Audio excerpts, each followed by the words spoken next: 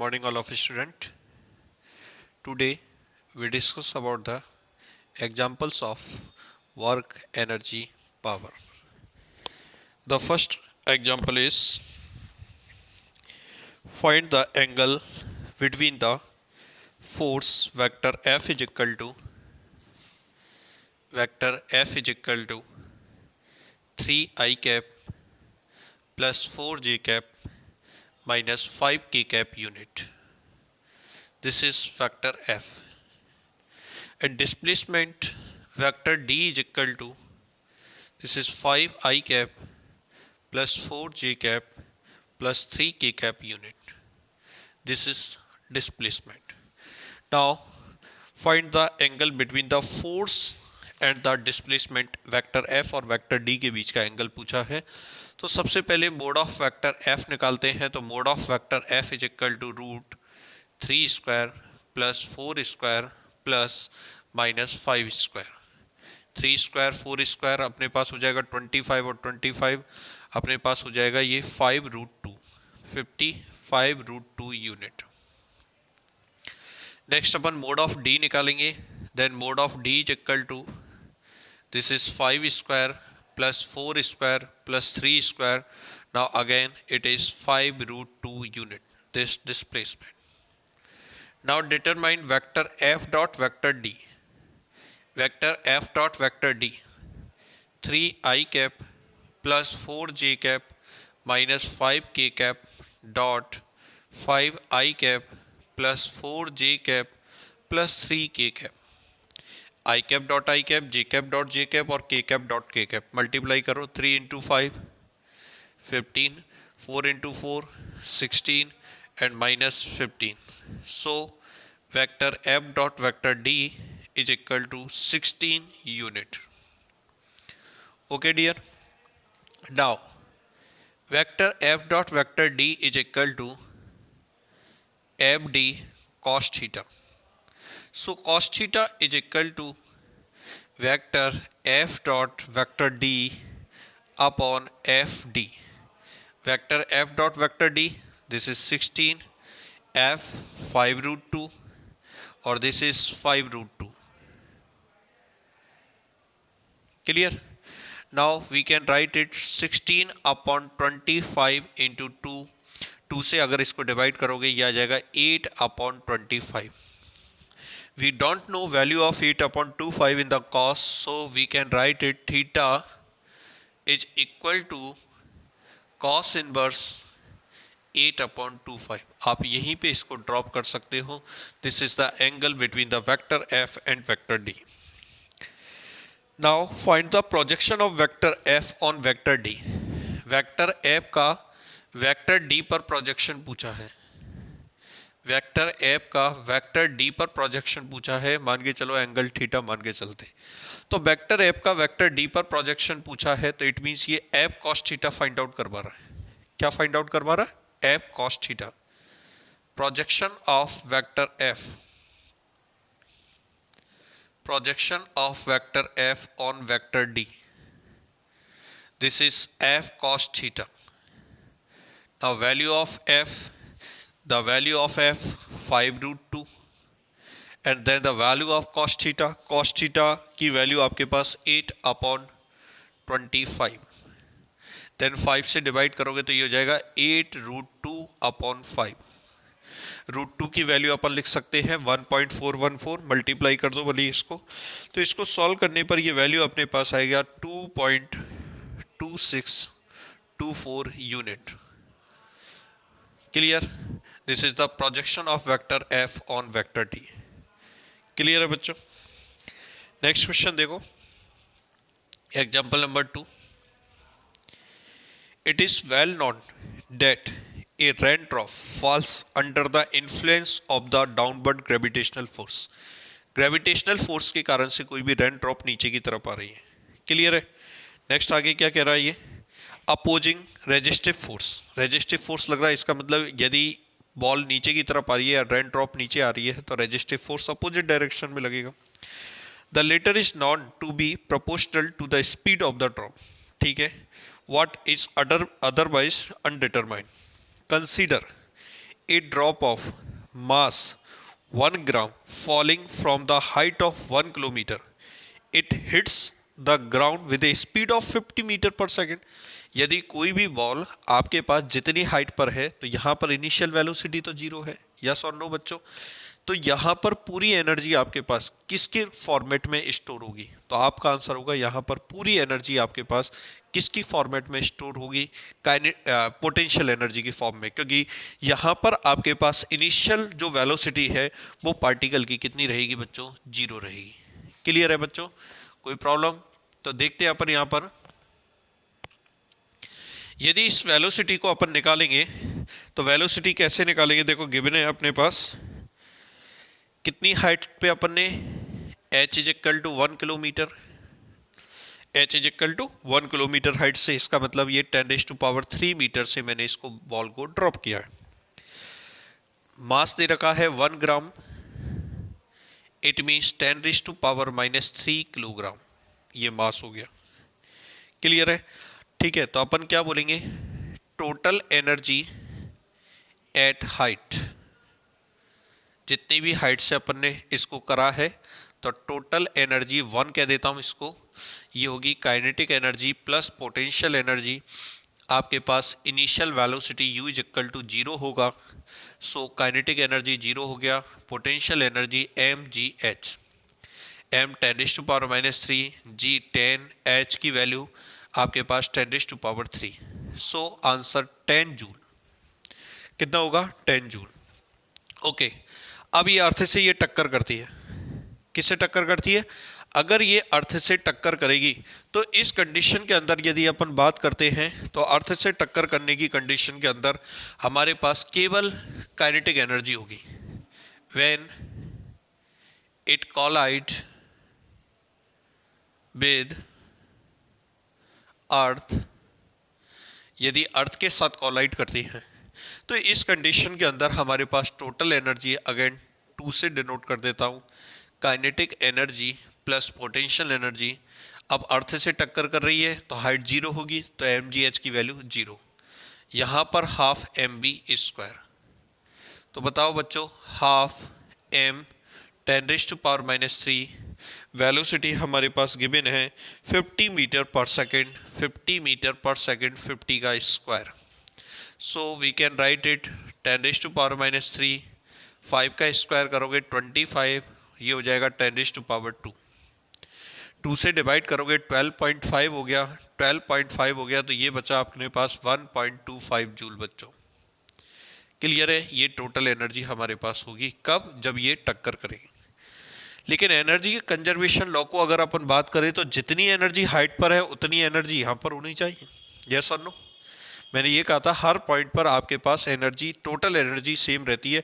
हमारे पास निकल के आ रहा है इधर एनर्जी अलग है, इधर एनर्जी अलग है, इसका मतलब रेजिस्टिव फोर्स के कारण से हमारे पास एनर्जी का डिस्टॉर्शन हो चुका है। पूछ क्या रहा है, what is the work done by the gravitational force. Gravitational force के द्वारा वर्क डन जो आएगा वो तो ये आएगा 10 जूल। ग्रेविटेशनल फोर्स के द्वारा जो वर्क डन आएगा, क्योंकि ग्रेविटेशनल फोर्स नीचे की तरफ काम कर रहा है, कितना, mg काम कर रहा है। ठीक है, तो अपन क्या गए, पोर्शन नंबर 1 निकालता हूं, work done by gravitational force, work done by gravitational force. यदि ग्रेविटेशनल फोर्स की बात करें तो ग्रेविटेशनल फोर्स इसको mg फोर्स, इसको h हाइट तक डिस्प्लेसमेंट किया है, मतलब 1 किलोमीटर तक, तो 10⁻³ इंटू 10 इंटू 10⁻³ आंसर 10 जूल। अगला सेकंड पोर्शन देखो, what is the work done by the unknown resistive force. Unknown resistive force ने कितना वर्क डन किया, तो देखो 10 - 1.25 energy destroy, energy destroy, which is work done, which is work done,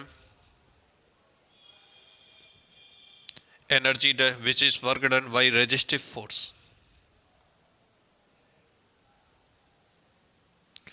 by resistive force.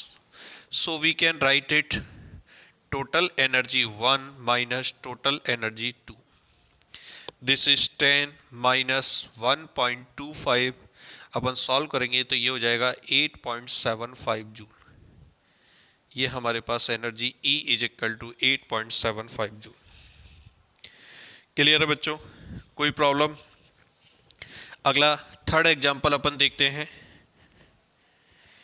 A cyclist come to skidding stop in 10 metre. Skidding का मतलब ये हुआ, skidding आपके पास मतलब ब्रेक लगाता है।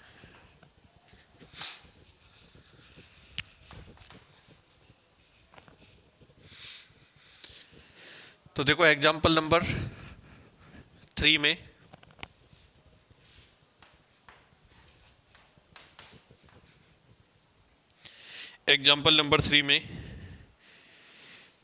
ए cyclist comes to a skidding stop in 10 metre. जब brake लगाता है 10 मीटर पे जाके स्टॉप हो जाता है। Okay, during this process the force on the cycle due to the road is 200 newton. मतलब रोड आपके पास साइकिल पे फोर्स लगाता है 200 newton. Is directly oppose to the motion, मतलब ये क्या करता है, साइकिल को स्टॉप करता है। How much works does the road do the cycle, कितना वर्क साइकिल पर किया गया है। तो हम देखते हैं, ये मेरे पास कोई भी साइकिल दे रखी है,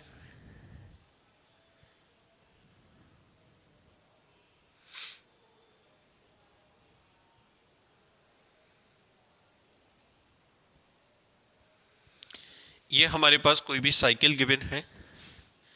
इस साइकिल के अंदर यदि अपन बात करते हैं तो बात समझना आप, क्या कंडीशन है आपके पास साइकिल की।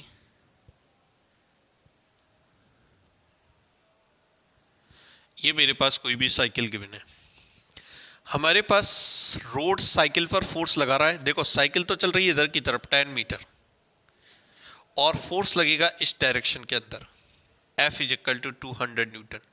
So first of all, displacement and direction of force is opposite. So we can write it W is equal to work done Fs cos theta, then F is equal to 200, S is equal to 10 and cos 180 degree. So we can write it, the work done by the road on the cycle is minus 2000 joule. I can write it minus 2 kilojoule. Clear बच्चों? Next देखते हैं आगे। देखो how much work does the cycle do on the road, मतलब cycle कितना work done करेगी। तो सबसे पहले Newton's third law theory, Newton's third law theory क्या कहता है, न्यूटन्स हर एक्शन के अपोजिट डायरेक्शन में रिएक्शन होती है। अगर यहां पर रोड साइकिल पर फोर्स लगाता है, इट मीन साइकिल किस पर लगाएगा, रोड पर। तो अपन क्या बोले, applied force by cycle on road will be opposite in direction, but magnitude is 200 Newton. So but एक चीज बता, डिस्प्लेसमेंट होगा रोड का no, but displacement of road is zero. Displacement of road is zero. अगर displacement zero होगा तो work done भी हमारे पास कितना होगा, जीरो। क्लियर है बच्चों? तो ये अपने पास एग्जाम्पल नंबर 3। नेक्स्ट क्वेश्चन देखते हैं, question number 4। In a elastic demonstration a police officer fires a bullet of mass 50 gram with a speed of 200 metre पर सेकेंड। बॉल दे, आपके पास कोई भी बुलेट है 50 ग्राम की, जिसकी इनिशियल वेलोसिटी दे रखी है 200 मीटर पर सेकेंड।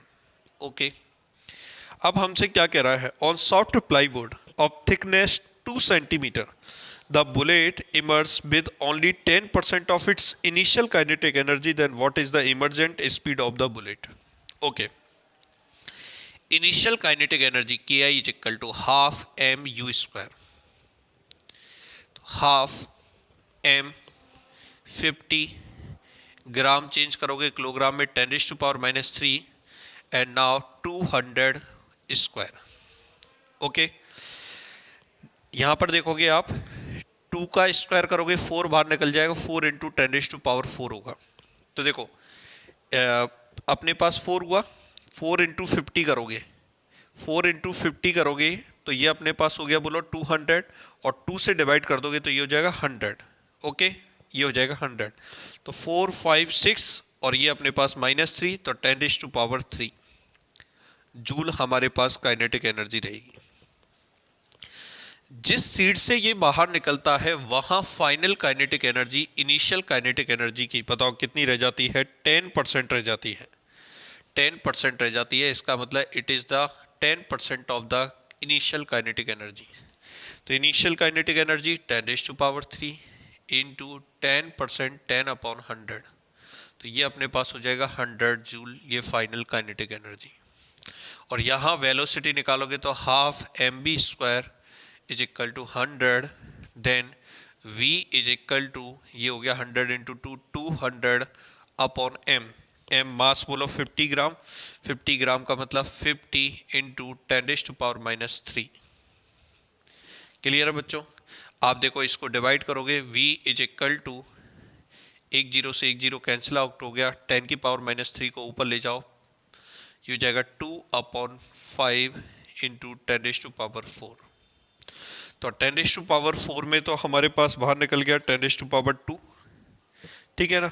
और 2/5 का जब अपन रूट निकालेंगे फाइनल, जब इसको मैं सॉल्व करता हूं तो फाइनल सॉल्व करने पर ये मेरे पास आएगा 63.2 मीटर पर सेकंड। इसका रूट निकाल लेना बच्चों, तो v is equal to 63.2 metre पर सेकंड हमारे पास इसकी वेलोसिटी आएगी। नेक्स्ट क्वेश्चन देखते हैं।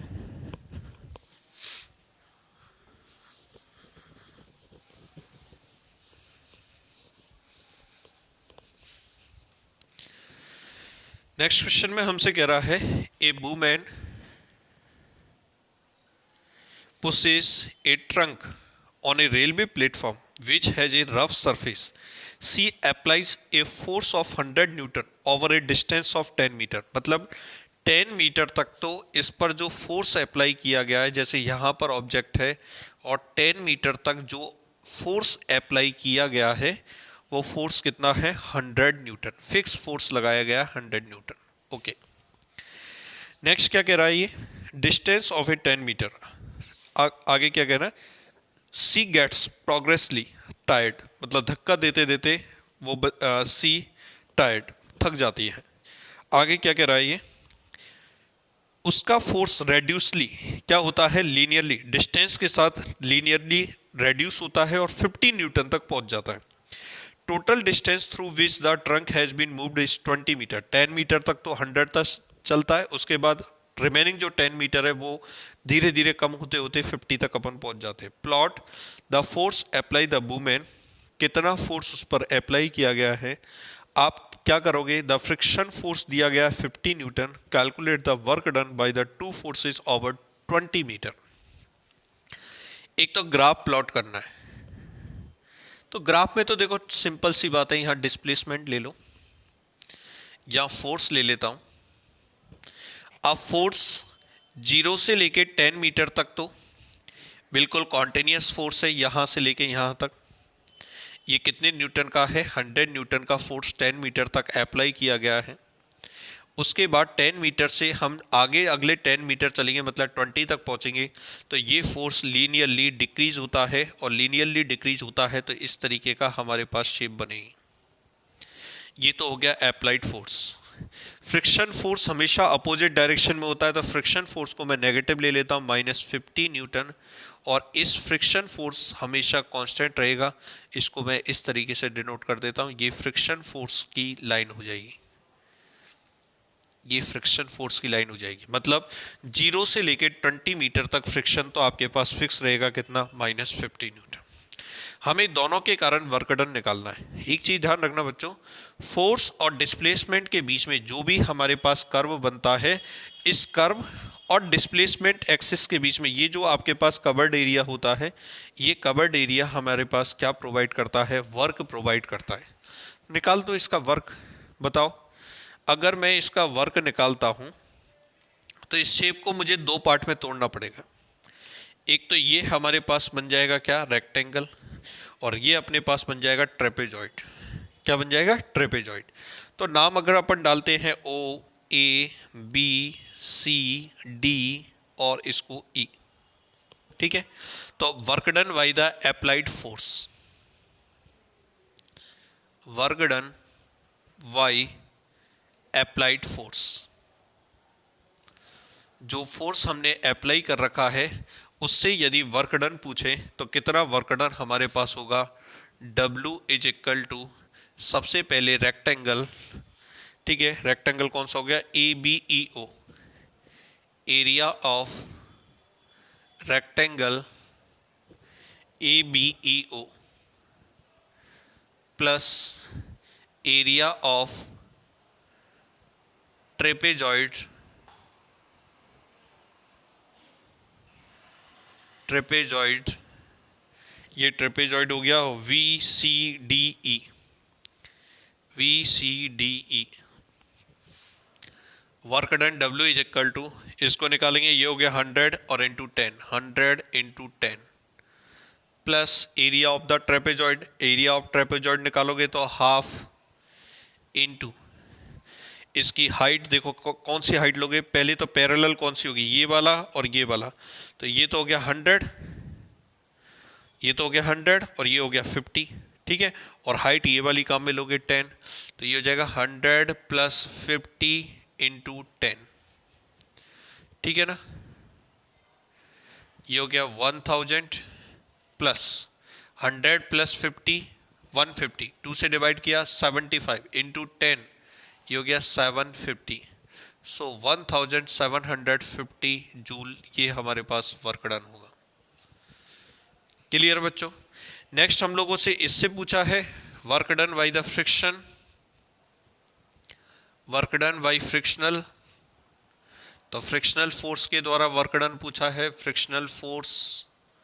तो work done W is equal to, बोलो, फोर्स हो गया 50 इंटू डिस्प्लेसमेंट 20, और फोर्स और डिस्प्लेसमेंट हमेशा, फ्रिक्शन फोर्स हमेशा मोशन के अपोजिट डायरेक्शन में होता है, 180 डिग्री होगा, cos 180, -1 हो जाएगा, या सीधा ही -50 काम में ले लो, आंसर हो जाएगा -1000 जूल।